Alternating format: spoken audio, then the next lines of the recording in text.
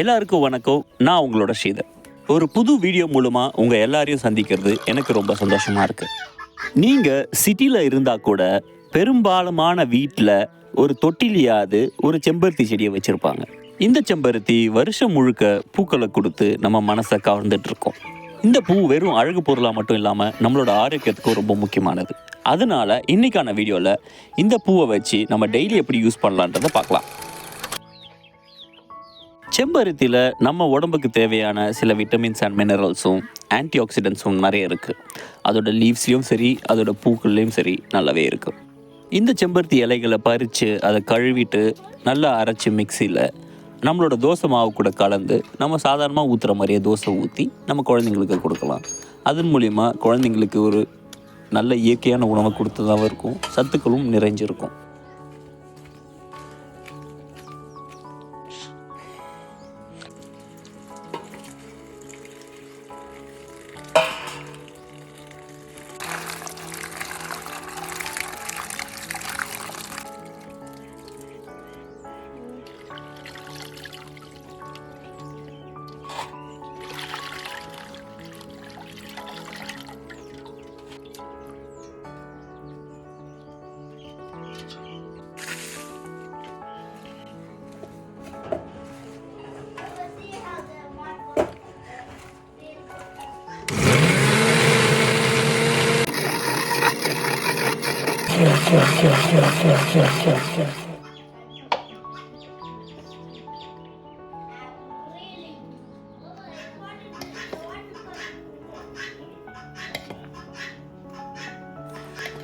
தோசை மாவில் சம அளவு எடுத்தாலும் ஓரளவுக்கு நல்லாவே வரும்.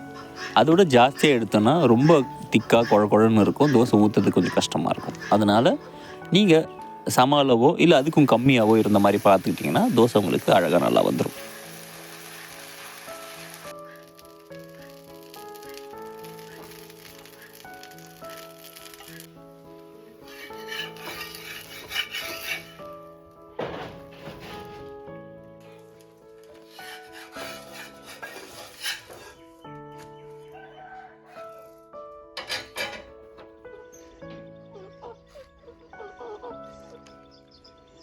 Stop, stop. Oh, it's good. You did not even swallow. Why are you saying it's good? Dosa ஊற்றினது போக மீதி இருக்கிற நம்ம அந்த அரைச்ச செம்பருத்தி இலைங்களை நம்மளோட தலையை வாஷ் பண்ணுறதுக்கு ஹேர் பேக்காகவும் ஷாம்பு போலவும் பயன்படுத்திக்கலாம். நம்ம ஹேர் நல்லாவே க்ளீனாக சாஃப்டாகவும் மாறிடும். இது சிம்பிளாக அதை எடுத்து நம்ம தலையில் போட்டுட்டு கொஞ்சம் நேரம் ஊற வச்சுட்டு அப்படியே தண்ணியில் வாஷ் பண்ணிட்டா நம்மளோட ஹேர் ரொம்ப சாஃப்டாகவும் சில்கியாகவும் நல்லாவே மாறிடும். செம்பருத்தி இலையை தலையில் அரைச்சி போடும்போது குளிர்ச்சி ஜாஸ்தியாக இருக்கும். அதனால் ரொம்ப நேரம் ஊற வைக்க வேண்டாம். அடுத்தபடியாக என்னோடய ஃபேவரட்டான டிஷ் ஹைபிஸ்கஸ் டீ. இந்த டிஷ்ஷு ரொம்பவே சூப்பராக இருக்குங்க, ரெஃப்ரெஷிங்காக இருக்கும். நம்ம குடித்து முடித்தோன்னா ஃபார்மில் வேலை செஞ்சுட்டு வெயிலில் ரொம்பவே தாகமாக வரும்போது இந்த ட்ரிங்க்கை நம்ம சூடாக இருந்தாலும் அவ்வளோ சூப்பராகவும் மனசுக்கு திருப்தியாகவும் உடம்புக்கு குளிர்ச்சியாகவும் நல்ல இதமாக இருக்கும்.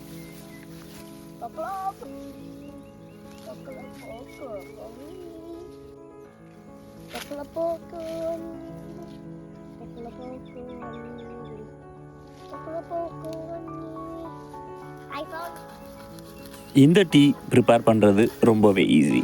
லெமன் கிராஸ், பேசில், அதுக்கப்புறம் செம்பருத்தி பூ, உங்கள்கிட்ட லெமன் இருந்தால் லெமனும் யூஸ் பண்ணிக்கலாம், துளசி இருந்தால் துளசியும் போட்டுக்கலாம். இந்த மாதிரி ஒரு சில ஹெர்ப்ஸை எடுத்து நம்ம தண்ணியில் போட்டு கொதிக்க வச்சுட்டு அந்த தண்ணியை வடிகட்டி நம்ம டீயாக குடிக்க போகிறோம். உங்களுக்கு சுகர் வேணும்னா நீங்கள் சுகர் போட்டுக்கலாம். சுகர் போடாமலே நல்லா ரெஃப்ரெஷிங்காகவே இருக்கும்.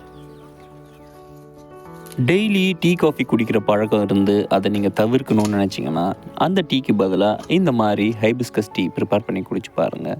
உங்களுக்கு அந்த டீ அடிக்ஷனையும் நம்ம கட்டுப்படுத்தலாம். நம்ம உடம்புக்கு தேவையான ஆன்டி ஆக்சிடென்ட்ஸும் இது மூலிமா கிடைக்கும்.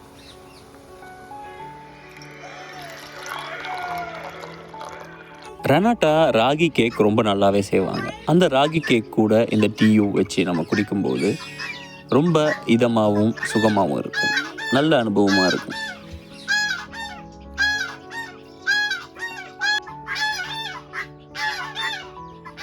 இதுக்கு முன்னாடி சொன்ன 3 டிஷ்ஷும் நாங்கள் எப்போவுமே செய்கிறது.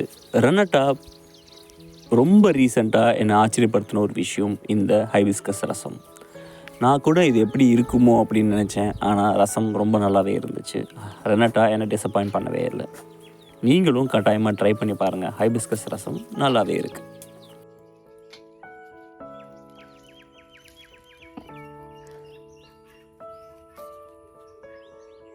இந்த வீடியோ பார்த்துட்டு இருக்க நீங்கள் இதே போல் ஹைபிஸ்கஸை வச்சு வேறு ஏதாவது டிஷ் பண்ணுவீங்கன்னா எங்களுக்கு கமெண்ட்ஸில் சொல்லுங்கள், நாங்களும் தெரிஞ்சுக்கிறோம். இப்போ நீங்கள் பார்த்துட்டு இருக்க இந்த தக்காளி நாட்டு ரக தக்காளிங்க. இது ஆஃப்ரிக்கன் டோகோ வெரைட்டி டொமேட்டோ. இதில் கொஞ்சம் புளிப்பு சுவை ஜாஸ்தியாகவே இருக்கும். ரசத்துக்கு இது ரொம்பவே நல்லாயிருக்கு.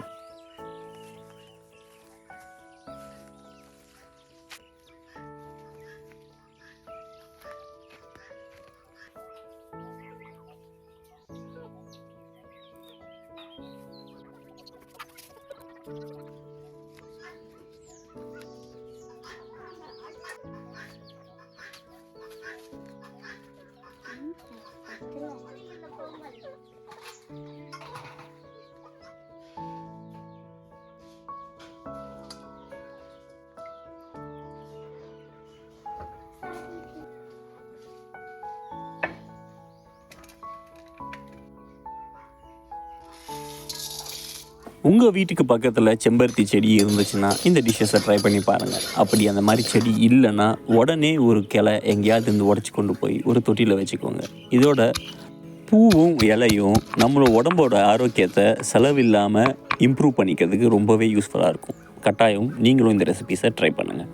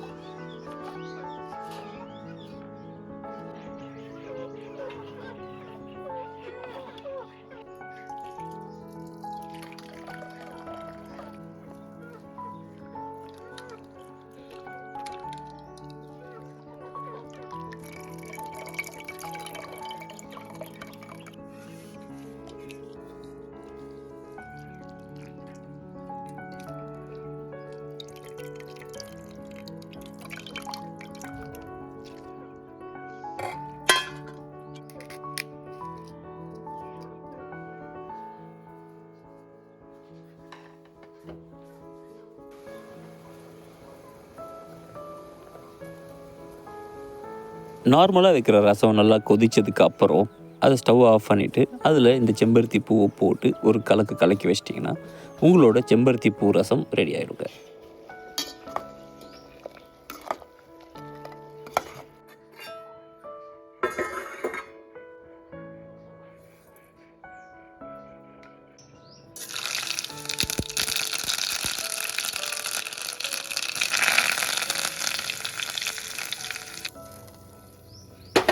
Who made this one? That is hibiscus rasam. Hibiscus rasam. Rasam. ரசமா இல்லை விஷமா? Rasam. ஓகே. இன்னைக்கான வீடியோ உங்கள் எல்லாருக்கும் பயனுள்ளதாக இருக்கும்னு நம்புகிறோம். இந்த வீடியோ உங்களுக்கு பிடிச்சிருந்ததுன்னா மறக்காமல் உங்களோட ஃப்ரெண்ட்ஸ்க்கும் ஷேர் பண்ணுங்கள். இதே போல் வீடியோஸ் உங்களுக்கு பயனுள்ளதாக வேணும்னா கட்டாயமாக சப்ஸ்கிரைப் பண்ணி வச்சுக்கோங்க. ஃப்யூச்சரில் வர வீடியோஸ் உங்களுக்கு இன்பாக்ஸ்க்கு டைரெக்டாக வந்துடும். What? For the sailing race, this is the cup for the first one.